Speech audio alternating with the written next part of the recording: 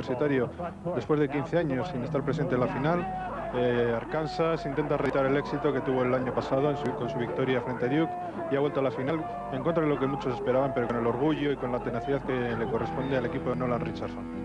Ahí tenemos precisamente al jugador de UCLA, Ed O'Bannon, en imágenes que corresponden al partido contra Missouri. Este era el otro equipo que llegó a la Final Four y que se enfrentó a UCLA. Perdieron con los Bruins, Brian Reeves. 25 puntos en un gran partido de Big Country. Rasheed Wallace, que tuvo una muy buena primera parte en el partido con Arkansas, pero luego se desmoronó ante la potencia de Corliss Williamson en la segunda. Y estos son los Razorbacks, los que se enfrentarán a UCLA en la final de hoy. Corliss Williamson, gran segunda parte ante Carolina del Norte. Es que gran segunda parte fue el hombre dominante, el hombre hegemónico. Californiana de Los Ángeles, UCLA, que ha sido, bueno, históricamente la referencia para todos los demás equipos. Sí, sobre todo para este hombre que ha vivido bajo John Wooden, el hombre que llevó a UCLA, a los Bruins de UCLA, a conquistar 10 títulos de 12 finales.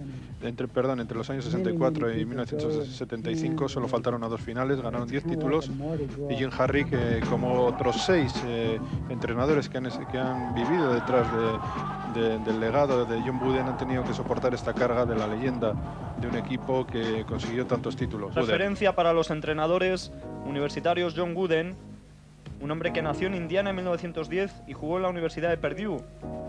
Sí, fue uno de los mejores jugadores de su época y está en el Salón de la Fama como entrenador y como jugador. Y su pasión por el baloncesto no iba a desfallecer.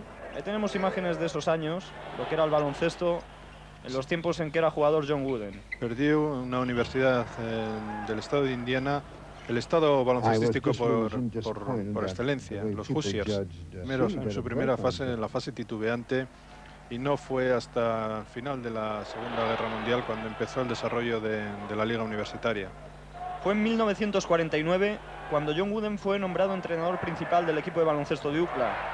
Esto le dio oportunidad ya a Wooden para poner en práctica esas teorías que tenía desde joven sobre la educación.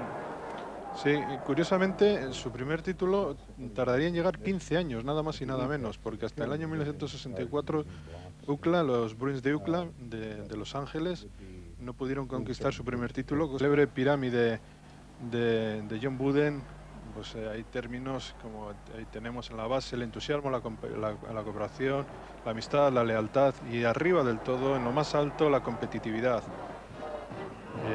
A partir de ese método de trabajo, de esa filosofía, los Bruins de UCLA conquistaron 10 títulos, 6 más que la segunda universidad que más títulos ha conseguido, que ha sido Kentucky, bajo la égida de Adolph Rappan, que luego consiguió un título más en 1978 con Joby Hall. Antes de que llegaran los títulos, UCLA venció en varios títulos del Pacífico, y, como has dicho, sería 15 años después de que llegara John Wooden al puesto de primer técnico de UCLA, justamente en 1964. Estamos viendo imágenes de por entonces, cuando llegó el primer título para el equipo californiano. Con 2 jugadores sensacionales y con quizá uno de los quintetos más bajos que ha habido nunca en una final universitaria. Ninguno medía más de 1,95 m, y los 2 jugadores excepcionales eran Walt Hazzard y Gail Goodrich. Se enfrentaron a Duke en Kansas City y vencieron 93-83. Un tanteador alto para aquellas épocas. Sí, bueno, ha habido finales con tanteos altísimos y finales con tanteos muy cortos en todas las épocas. El éxito se repitió un año después. UCLA se enfrentó a Michigan en Portland. Sí, y con una marca sensacional de Gail Goodrich, 42 puntos.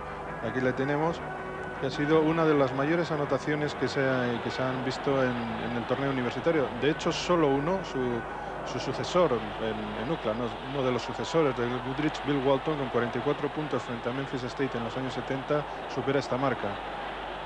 Pues los 42 puntos de Goodrich sirvieron para que vencieran los Bruins 91. Ahí comentaba Wooden, ya era un buen reclamo, sí, el Pauley Pavilion para conseguir jugadores. Y aquí tenemos a Lou Alcindor, antes de denominarse Kareem Abdul-Jabbar, con un base muy conocido por los aficionados a las series de televisión, Michael Warren, el sargento Hill de la serie de Hill Street Blues. En su primer partido, Lou Alcindor, Abdul-Jabbar, batió el récord de anotación con 56 puntos. Pero es que al siguiente partido ante Washington State marcó 61. Sí, además fue una conmoción porque él llegó de Nueva York y era raro que se reclutara una universidad del oeste, reclutara tan lejos en el este. Karim, entonces Alcindor, quería conocer toda aquella cultura californiana de los años 60, de renovación, de liberalismo, de integración racial, y se fue al oeste. Y allí empezó a construir la leyenda que todavía perdura, uno de los mejores jugadores de la historia del baloncesto. Y este es un partido muy famoso dentro del baloncesto universitario. Es Houston en 1968, en enero de 1968 se enfrentó a UCLA con Elvin Hayes como gran figura y acabó con una racha de 40 y tantos partidos invicto por parte del equipo de John Wooden. En este partido se lesionó Lou Alcindor. Sí, y curiosamente aquel mismo año volvieron a enfrentarse en la Final Four, en las semifinales, y UCLA le dio una paliza tremenda. 101-69. Con Lou Alcindor de figura, y fue su segundo título universitario.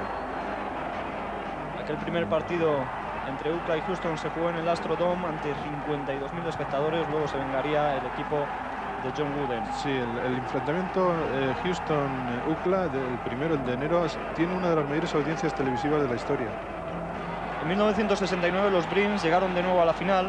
Allí se enfrentaron a Purdue, el que había sido equipo de Wooden como jugador. Sí, con un muy buen jugador en Purdue, Rick Mount. Y era el partido de despedida de Lou Alcindor. Anotó 37 puntos y UCLA conquistaba su quinto título. Con otro muy buen jugador, Lucius Allen y Lynn Shackelford. Ahí estaba.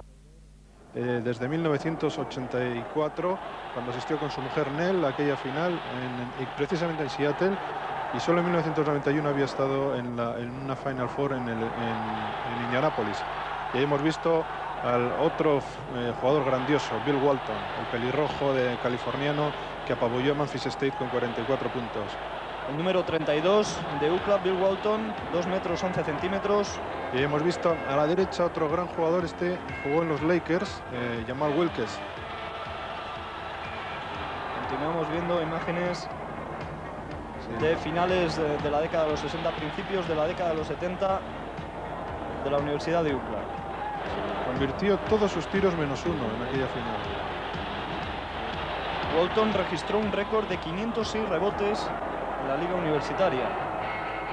Sí, las dos grandes referencias que ha habido en la historia de UCLA han sido Lou Alcindor y Bill Walton, aunque ha habido grandísimos jugadores como Woodridge, Hazard, Marques Johnson, Carter Rowe o Sidney Wicks, y posteriormente pues hemos tenido a Reggie Miller, actualmente en Indiana Pacers.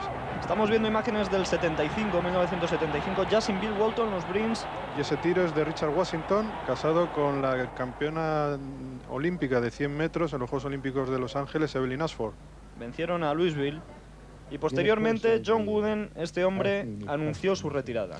Sí, los Bruins. Sí, y todos sus éxitos llegaron al final de su carrera, entre 1964 y 1975. Se despidió John Wooden en un partido frente a Kentucky en la final del campeonato.